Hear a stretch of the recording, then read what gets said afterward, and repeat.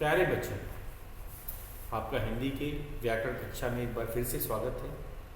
जैसा कि आपको पता है, हमने अभी आपको अनुच्छेद दिखा दिए थे। एक कौन कौन से अनुच्छेद लिखाए हैं हमने आपको? गणतंत्र दिवस और सर्दी का मौसम। और कल हमने आपको एक पत्र लिखवाया था प्रधानाचार्य को पत्र लिखने के लिए, विद्यालय छोड़ने का प्रमाण पत्र लेने के लिए अपने प्रधानाचार्य को प्रार्थना पत्र लिखवाया था। आज हम अपना दूसरा, ये था औपचारिक पत्र, आज हम अनौपचारिक पत्र आपको एक लिखवाएंगे। जन्मदिन पर उपहार भेजने के लिए चाचा जी को धन्यवाद पत्र। तो ये हमारा आज दूसरा पत्र है। पत्र क्या है? जन्मदिन पर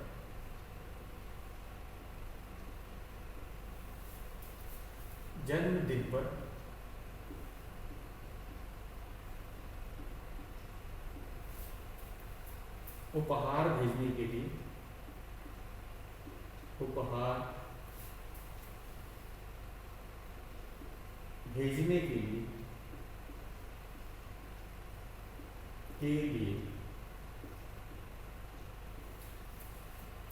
चाचा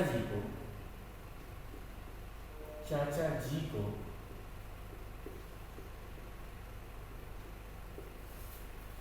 धन्यवाद पत्र।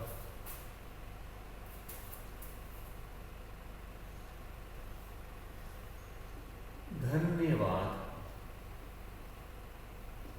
पत्र। तो ये अनौपचारिक पत्र है, क्योंकि मैंने आपको बताया था कि अपने रिश्तेदारों को या मित्रों को जो पत्र लिखा जाता है वह अनौपचारिक पत्र कहलाता है। और इसके अंदर हम ये कैसे लिखा जाता है आज हम आपको बताएंगे। ये अनौपचारिक पत्र के ठीक उलट होता है। इसके अंदर हम अपने मन की बातें तथा उनके परिवार के लोगों के भी बारे में बात करते हैं, जो कि हम अनौपचारिक पत्र में नहीं करते। तो इसका लिखने का तरीका, सबसे पहले पत्र लिखने वाला अपना पता लिखता है। किस तरफ? बाएं तरफ। ये तो शुरुआत करते हैं। मान लेते हैं कि कोई बच्चा है जो सदर बाजार में रहता है और वो अपने चाचा जी को पत्र लिख रहा है जन्मदिन के उपहार भेजने के लिए। क्यों? आपको उपहार मिल गया, अब पत्र देने की क्यों जरूरत है? ये शिष्टाचार है। जब भी हमें किसी से उपहार मिलता है तो हमें उसका धन्यवाद करना चाहिए, कृतज्ञता प्रकट करनी चाहिए। ये शिष्टाचार का एक तरीका है। तो आपके चाचा जी ने आपको उपहार दिया था जन्मदिन पे, और आप उसके लिए उन्हें धन्यवाद पत्र दे रहे हैं। तो शुरुआत करेंगे, आप अपना पता लिखें। पता कहाँ से शुरू होगा? मकान संख्या। तो यहाँ से हम शुरू कर रहे हैं। मकान संख्या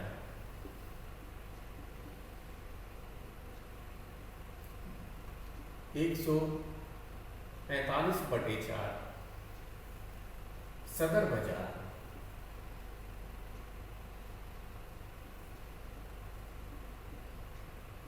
बाजार,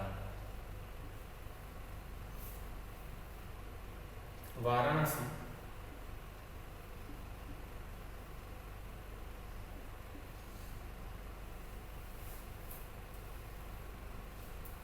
इसके बाद में हम दिनांक लिखें।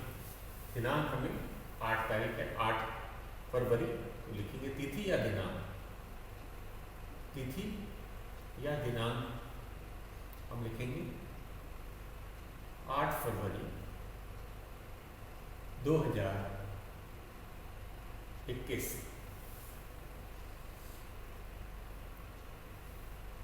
अब संबोधन, आदरणीय चाचा जी। कोई भी इसमें लाइन नहीं छोड़ी जाएगी।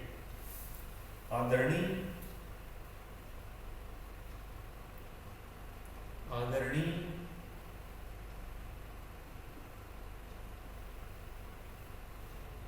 चाचा जी,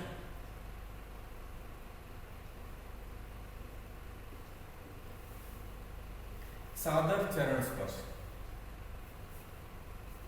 सादर चरण स्पर्श।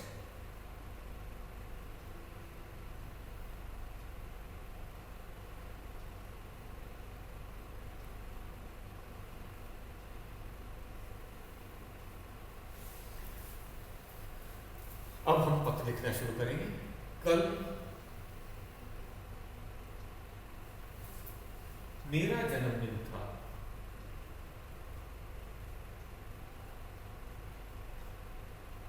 कल मेरा जन्मदिन था।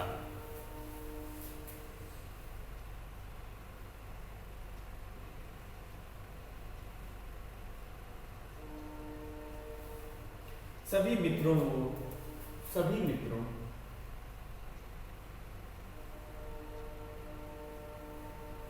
सभी मित्रों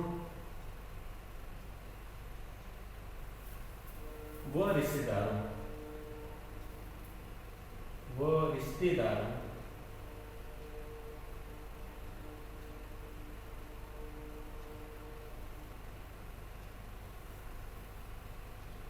के उपहार के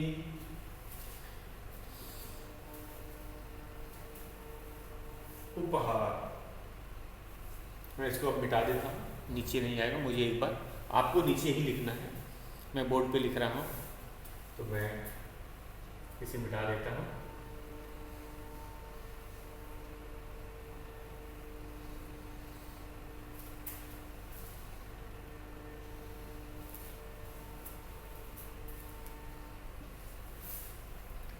सभी मित्रों व रिश्तेदारों के उपहार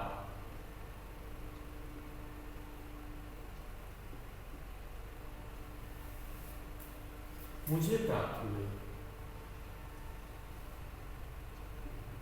मुझे प्राप्त हुए।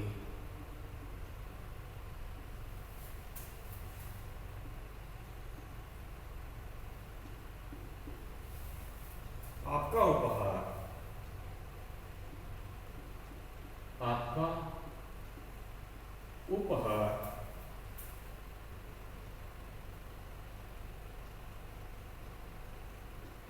आपका उपहार व शुभकामनाएं शुभकामनाएं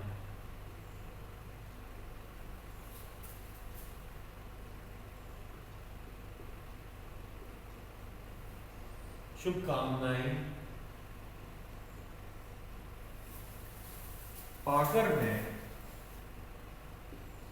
पाकर मैं बहुत खुश हुआ। मैं बहुत खुश हुआ।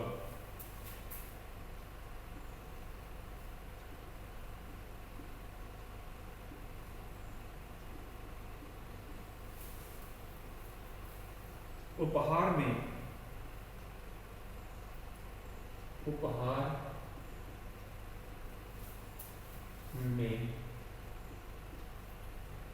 आपने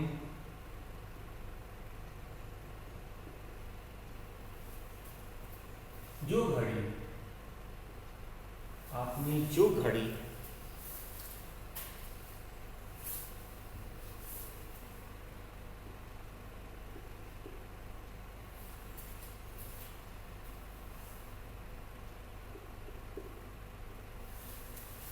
मुझे भेजी है,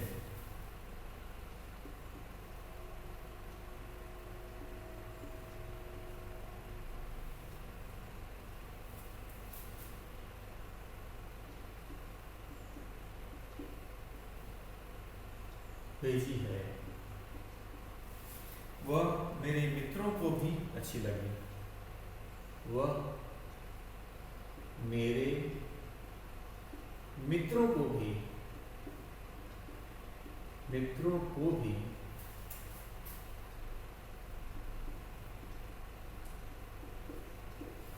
अच्छी लगी।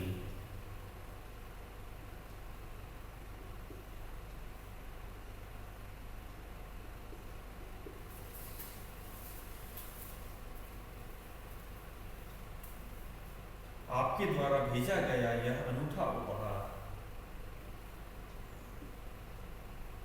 आपके द्वारा भेजा गया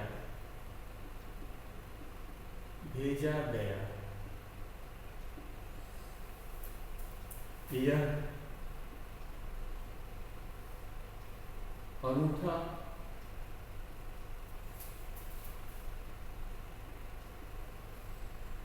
उपहार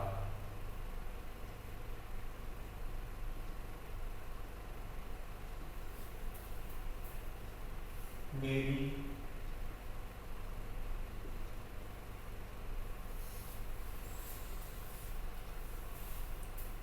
दिनचर्या को भी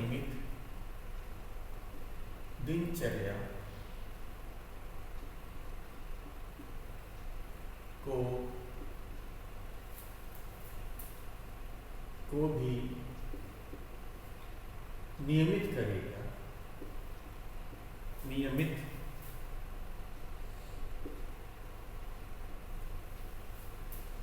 बनाएगा,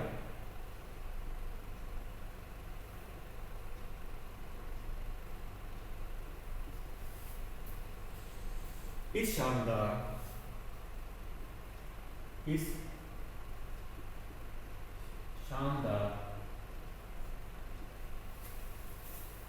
उपहार के लिए, इसको मिटा देते हैं,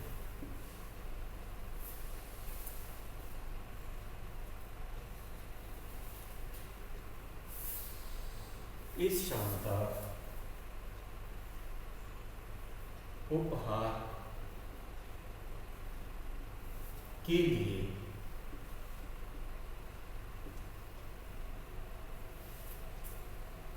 बहुत बहुत धन्यवाद, बहुत बहुत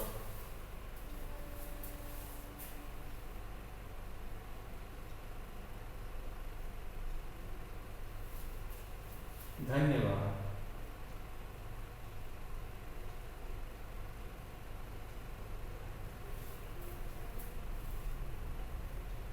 चाची जी को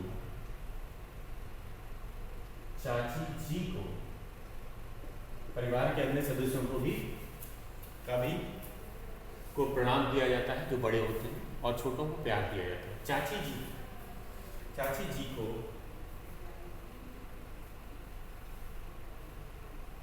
प्रणाम,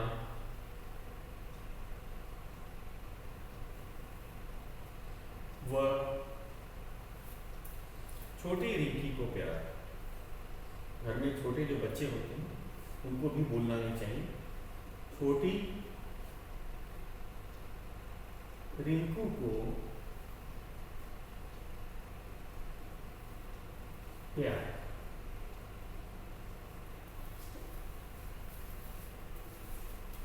आपका भतीजा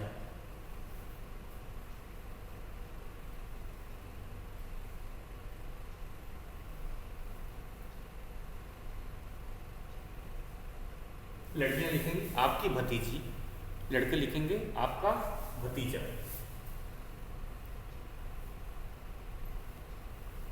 नाम लिख लेते हैं, मान लेते हैं अजय।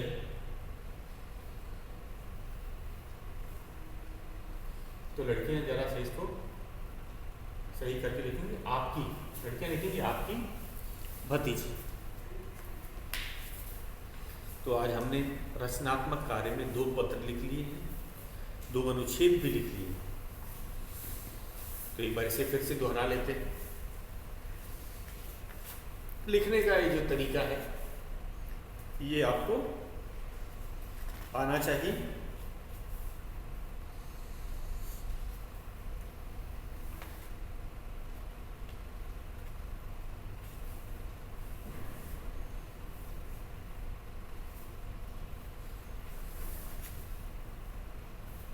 और आज मैं आपको एक अपठित गद्यांश भी करवाऊंगा। इसके बाद में अपठित गद्यांश भी करवाऊंगा। तो सबसे पहले पत्र क्या लिखा है आपने उसको मैं एक बार पढ़ देता हूँ। लिखने का तरीका आपको पता है, बाएं तरफ से लगा के लिखना है। कोई भी अल्प विराम नहीं होगा, कोई भी पंक्ति नहीं छूटेगी। आप रूल्ड पे लिखते हैं, लाइन वाले पे, तो उसे आपको कोई छोड़ना नहीं। और मैं पत्र एक बार फिर से पढ़ देता हूँ। आदरणीय चाचा जी, सादर चरण स्पर्श। कल मेरा जन्मदिन था। सभी मित्रों और रिश्तेदारों से के उपहार मुझे प्राप्त हुए। आपका उपहार व शुभकामनाएं पाकर मैं बहुत खुश हुआ। उपहार में आपने जो मुझे घड़ी भेजी है वह मेरे मित्रों को भी बहुत अच्छी लगी। आपके द्वारा भेजा गया यह अनूठा उपहार मेरी दिनचर्या को भी नियमित बनाएगा। इस शानदार उपहार के लिए बहुत बहुत धन्यवाद। चाची जी को प्रणाम व छोटी रिंकी को प्यार। आपका भतीजा अजय। तो ये था हमारा पत्र। आज मैं आपको एक अपठित गद्यांश के भी जरा अभ्यास कराया जाए, क्योंकि परीक्षा में वह भी आता है। तो शुरू करते हैं एक अपठित गद्यांश।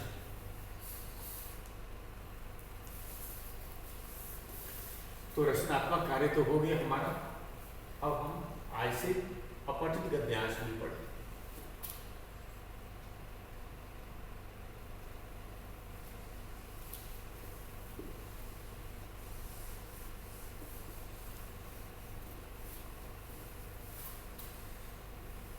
तो पहले मैं आपको गद्यांश लिखवा दूं और फिर उन्हीं गद्यांशों पर आधारित प्रश्नों के उत्तर हम करेंगे अभ्यास के तौर पर। तो शुरू करते हैं एक अपठित गद्यांश। अपठित जैसा कि नाम से ही पता चल रहा है, आपने इसे पहले पढ़ा नहीं। अपठित गद्यांश।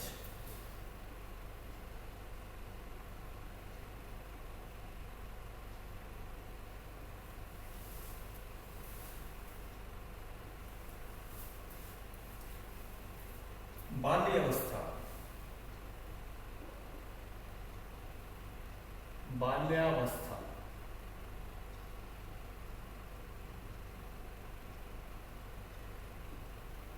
देखेंगे संपूर्ण जीवन का नींव है।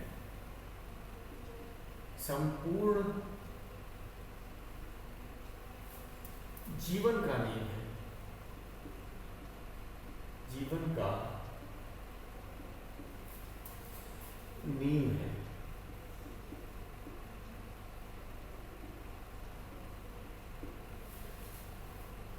बचपन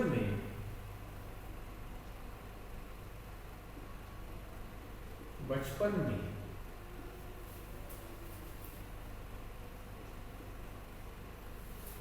पड़ी हुई आदतें, पड़ी हुई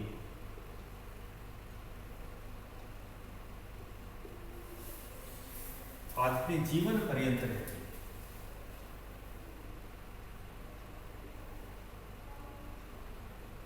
आदतें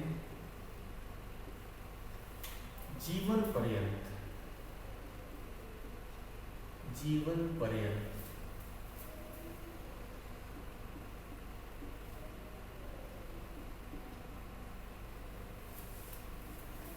रहती है।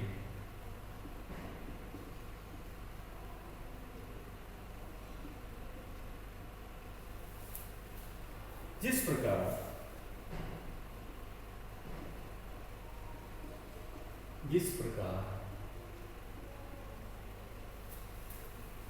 अच्छी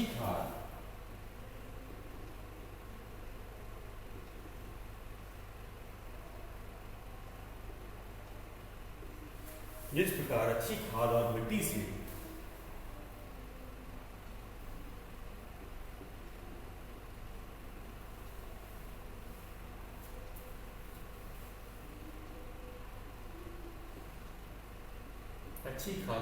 से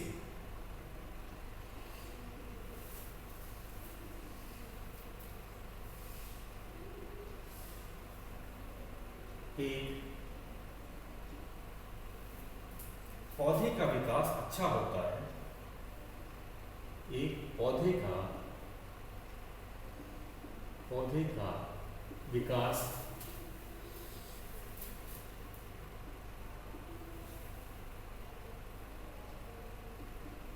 अच्छा होता है,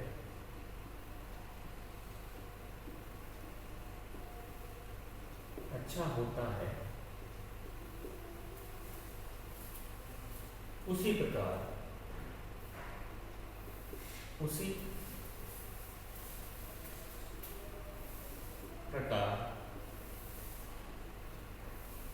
बचपन में अच्छी संगति, बचपन में अच्छी संगति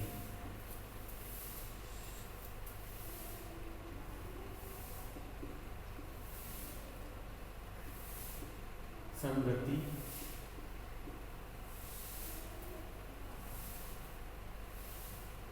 से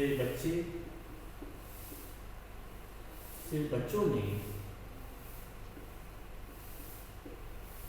में अच्छे गुण का विकास होता है, अच्छे गुणों का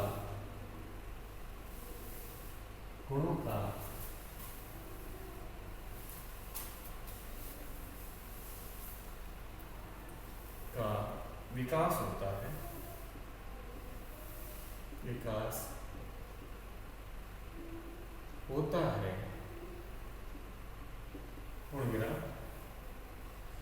बच्चों का हृदय कोमल होता है, बच्चों का हृदय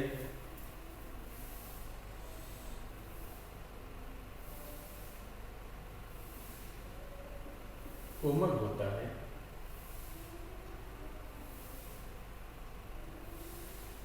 होता है। किसी भी बात का, किसी भी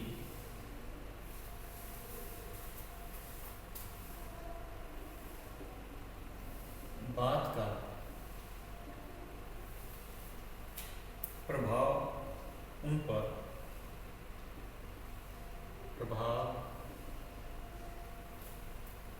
पर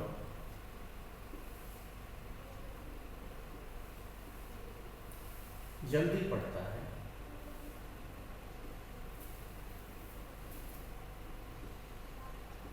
जल्दी पड़ता है। प्रेम,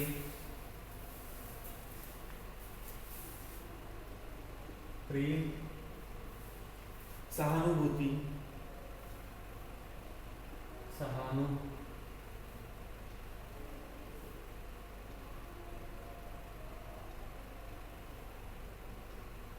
भूति, दया, परिश्रम,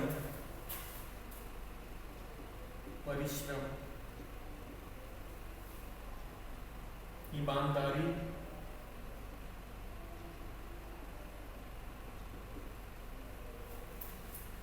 वीरता,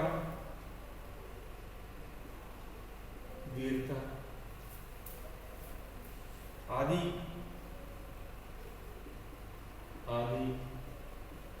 गुणों से संबंधित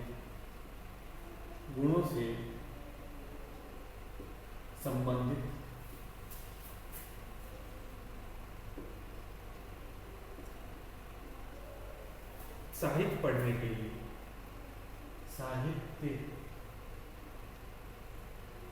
के लिए, के लिए उन्हें प्रेरित करना चाहिए, प्रेरित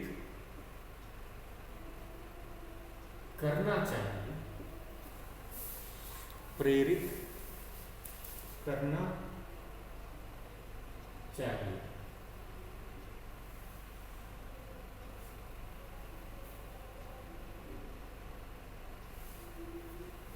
तो ये हमारा है अनुच्छेद, यहाँ हम कहेंगे अपठित गद्यांश। इसको एक बार दोहरा लेते हैं। बाल्यावस्था संपूर्ण जीवन की नींव है। बचपन में पड़ी हुई आदतें जीवन पर्यंत रहती है। जिस प्रकार अच्छी खाद और मिट्टी से एक पौधे का अच्छा विकास होता है, उसी प्रकार बचपन में अच्छी संगति से बच्चों में अच्छे गुणों का विकास होता है। बच्चों का हृदय कोमल होता है, किसी भी बात का प्रभाव उन पर जल्दी पड़ता है। प्रेम, सहानुभूति, दया, परिश्रम, ईमानदारी, वीरता आदि गुणों से संबंधित साहित्य पढ़ने के लिए उन्हें प्रेरित करना चाहिए। तो अब हम इन्हीं पर आधारित प्रश्नों के उत्तर करेंगे। तो मैं प्रश्न लिखता हूँ बता के। तो हमारा पहला प्रश्न रहेगा, तो इसके अंदर आपको यही बात को सही मानना है, गद्यांश में जो कुछ लिखा है उसे सही मानना, उसी पे आधारित प्रश्नों के उत्तर होते हैं। तो जैसे आपका एक पहला प्रश्न है, इसमें से अपने तरफ से कुछ नहीं जोड़ना होता। संपूर्ण जीवन की नींव कौन सी अवस्था है? संपूर्ण जीवन की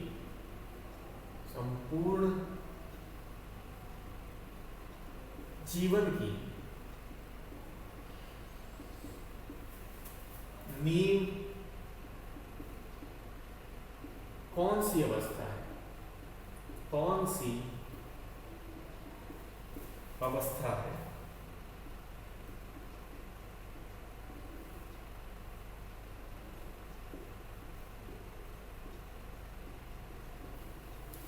उत्तर। तो गद्यांश में हमें दे रखा है बाल्यावस्था संपूर्ण जीवन की नींव है। तो कौन सी अवस्था पूछी है? तो हम लिखेंगे बाल्यावस्था। तो पूरा वाक्य लिखना है इसमें,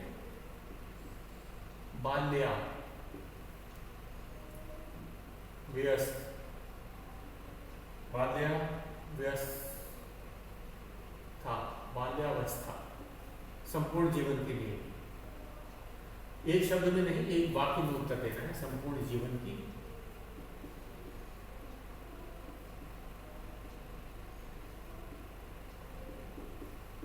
नींव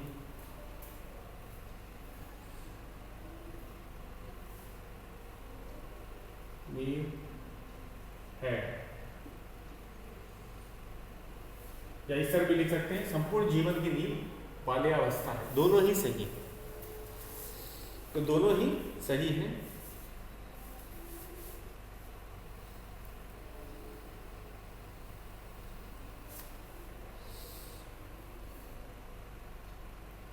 कैसी संगति में अच्छे गुणों का विकास होता है? दूसरा है हमारा प्रश्न, कैसी संगति में ऐसी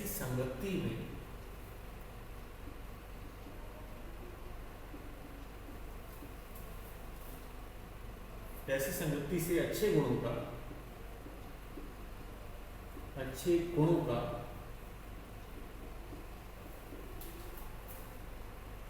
विकास होता है।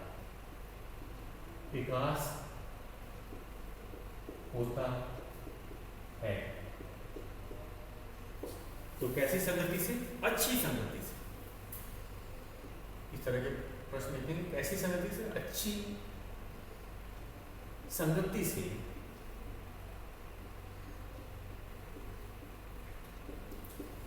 अच्छे गुणों का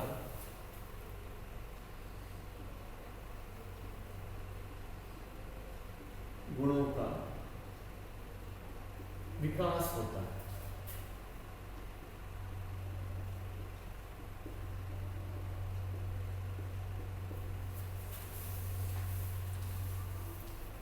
कुछ कभी कभी विलोम शब्द आता है, जैसे कायरता का विलोम लिखिए। कायरता का विलोम, कायरता